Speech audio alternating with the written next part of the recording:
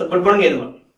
So in the earlier classes we discussed about the manufacturing of ceramic matrix composites, that is pyrolysis process. It means polymer infiltration and pyrolysis. Next one is direct oxidation process.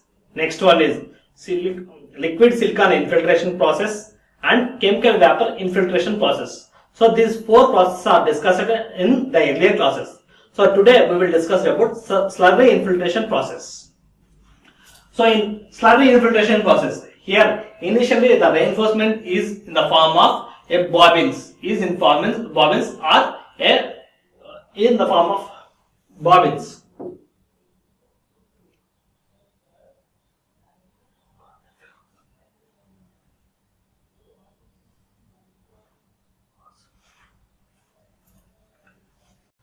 So the matrix material, the reinforcement material is in the form of rolls. So both the individual fibers can be taken for slurry process or a woven mat can be taken for this process.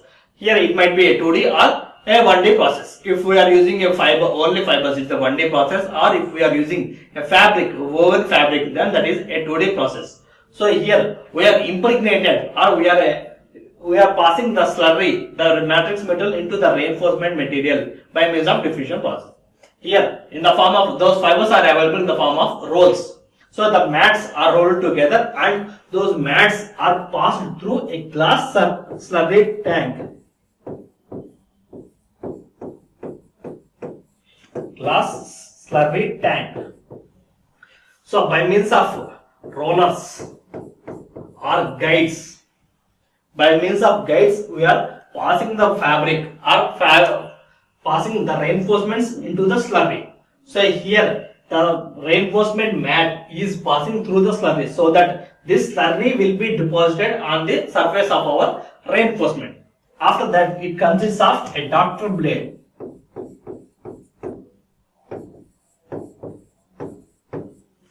Doctor blade is used to control the amount of matrix material on the reinforcement material. So the excess amount of slurry will be collected or will be controlled at this by means of this doctor blade. So after this complete slurry is woven into a tapes.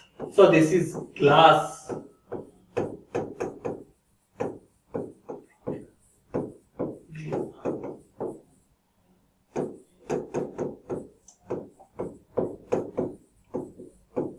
So this is glass impregnated tape. So that is the fiber tape. After that, initially we are taking the fibers in the form of rolls and those are passing through the slurry, so that the slurry is depositing on the surface and the slurry can be controlled by means of this doctor blade, and those are again rolled rolled in the form of tapes. Next, those tapes can be cut into the required sections. So it's a complete reel, bobbin type. Those are cut into the required shapes, required sizes, and those all are stacked. So and those all are stacked and those are compressed by means of a pressure, by means of an hydraulic pressure. So after cutting or chopping, this is a stack of glass impregnated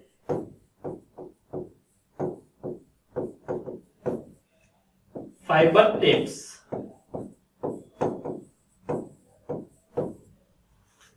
So initially we are forming the fiber tapes into a roll. After that, depends upon the desired shape, we are cutting those fibers, cutting those tape, and those are stacking. It means we are laying one above the other. After that, those are compressing by means of hydraulic dies. So here the pressure is applying on the surface of that. So by means of pressure,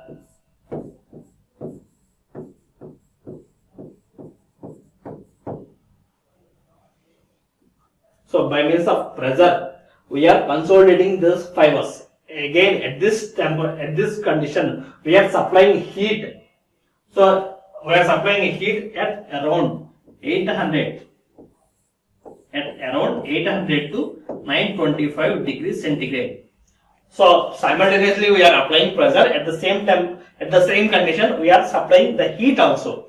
around 800 to 925 degrees centigrade. At this temperature, those binders will be again remelted and after that resolidification. Finally, we are getting a fiberglass composite.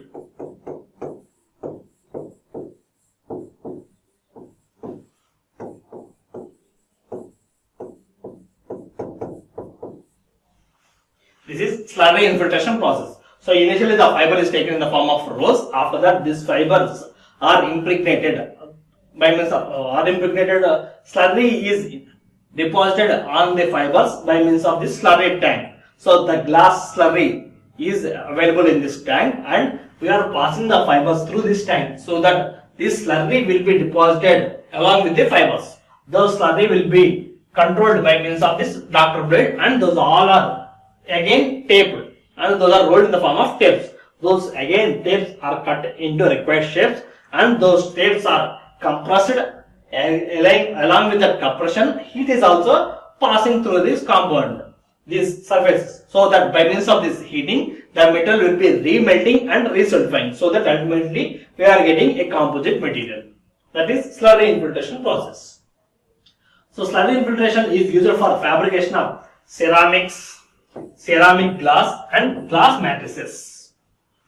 So generally these are used for the various ceramics like alumina, silica, glass, mullet, silicon carbide and silicon nitride. These are the various matrices can be formed by means of this slurry infiltration process.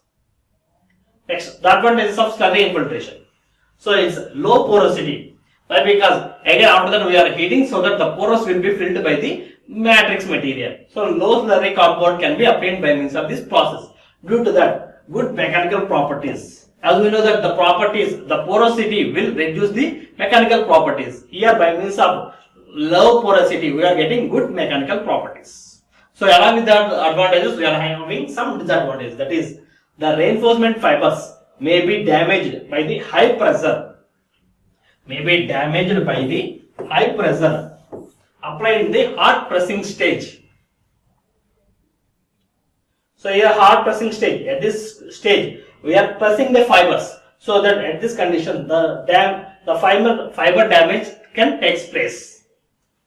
Next one is hard pressing operation requires relatively expensive equipment. So we are doing hard pressing. So simultaneously along with pressing by applying pressure, simultaneously we are giving heat also. So hard pressing, the equipment for a hard pressing is very high. Next, relatively small and simple parts can be fabricated. Relatively only small and simple parts can be fabricated in this process. The next one is selective laser sintering. So selective laser sintering, this is the process similar to the process what we are learning in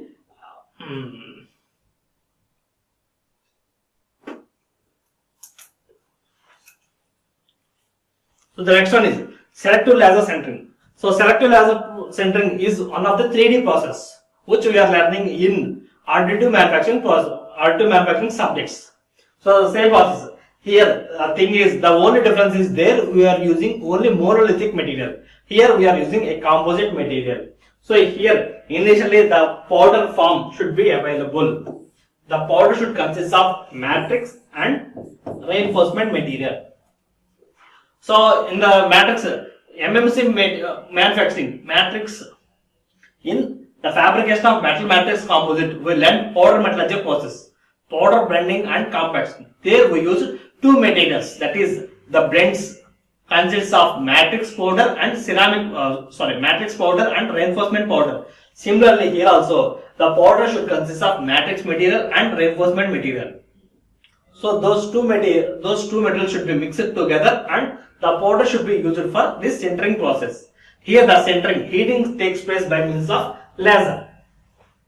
By means of laser we are heating the compound so that matrix will be solidified and it will be bonded with the surrounding particles. So here it consists of 3 chambers. So first chamber 1, 2 and 3. So here in these three chambers, 1 and 3 chambers should consist of our matrix and reinforcement materials in the form of powder. So it consists of 3 chambers. 1, 2, 3. So these 2 portions, all the chambers should be elevated. It means that can be moved up and down directions. So initially the powder form, the powder should be a combination of reinforcement and matrix material. Both should be mixed together and the powder should be moved onto the platform. This is our main working area. This is our platform.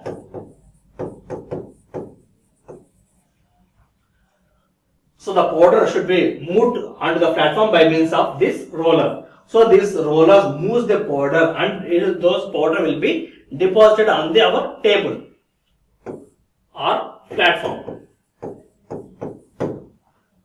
On the top of this, it consists of a mirror.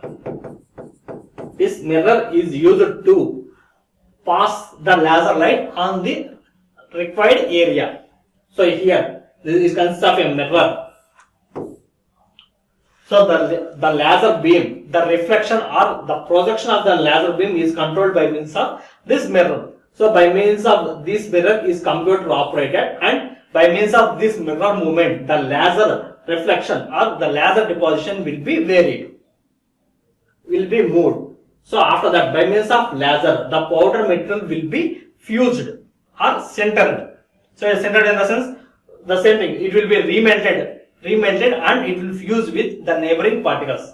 So after completion, the excess, after filling the table, the excess material will be deposited into the third chamber. So again, after that, the limited thickness, so for desired thickness, the chamber, the platform will be moved for a further distance for the bottom, and the rollers and the platform 1 will be raised for the same distance. Again, the roller will be moved from the left to right direction so that the powder will be deposited on the surface, and the remaining powder will be collected in the excess chamber, the third chamber. This process will be repeated for n number of times, so that ultimately we are getting a composite, a centered compound, that is ceramic matrix composite.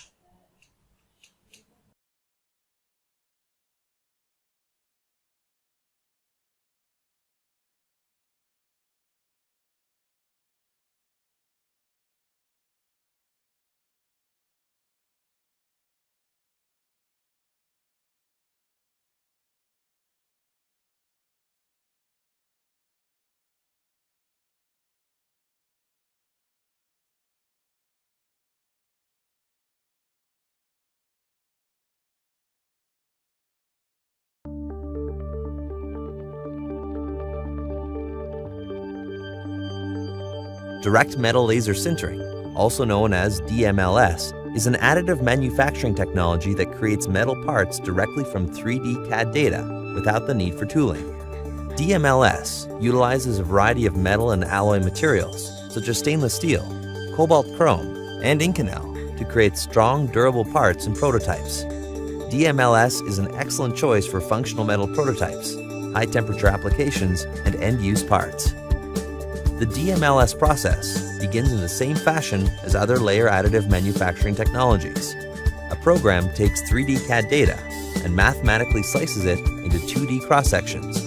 Each of these sections will act as a blueprint, telling the DMLS machine exactly where to sinter the metal material. The data is then transferred to the DMLS equipment. A recoater assembly pushes powdered metal material from the powder supply to create a uniform layer over the base plate. A laser then draws a 2D cross-section on the surface of the build material, heating and fusing the material. Once a single layer is complete, the base plate is lowered just enough to make room for the next layer. More material is raised from the cartridge and recoated evenly upon the previously sintered layer. The DMLS machine continues to sinter layer upon layer, building from the bottom up. As the part is built, support structures are added to give supplemental strength to fine features and overhanging surfaces. The completed part is then removed from the base plate and treated with an age-hardening heat process to further harden the part. Any support structures are also removed at this time. With with numerous surface treatment and hand polishing options available through service providers. DMLS parts can be used in highly cosmetic applications. Typical uses for DMLS include tools and manufacturing aids, small integrated structures, dental components, surgical implants, and aerospace parts.